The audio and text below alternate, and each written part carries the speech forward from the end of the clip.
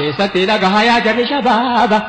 namni fuudhee gargaarsa rabbii isaa qaba qaamni isaa yaadni isaa xumaani naa qaba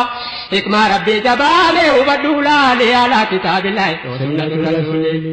namni faariqatti kannaan isatu wakiil amri islaamatti gatenna isatu wakiil rabbii booshii amataanaan isatu wakiil haraamatti dhabuu daangaa rabbii dhabuu namni maana qaboome fuudhitti laalee alaa kitaabillahi sunnatu rasuuli jara wal gammadu walitti nagadu jara wal fayyadu kan bareedu haalli alaa kitaabillahi sunnatu rasuuli wamti islaamummaan fuudha barreessuufi jawwali haraamarraa qaqqabuufi maaluu bakka qabaa bakkatti gochuufi gamtokkee mana ittiin argachuufi haadhummaa fakkummaatti tarkaanfachuufi ilmaan oomishanii diiniidhaan jaaruufi bu'uura mujtamaa islaamaa dhaabuufi hawaasa diigame ittiin ol kaasuufi nuura islaamaatiin mana taa'isuufi amrii rabbii irratti wal jajjabeessuufi yaanni kanumaafi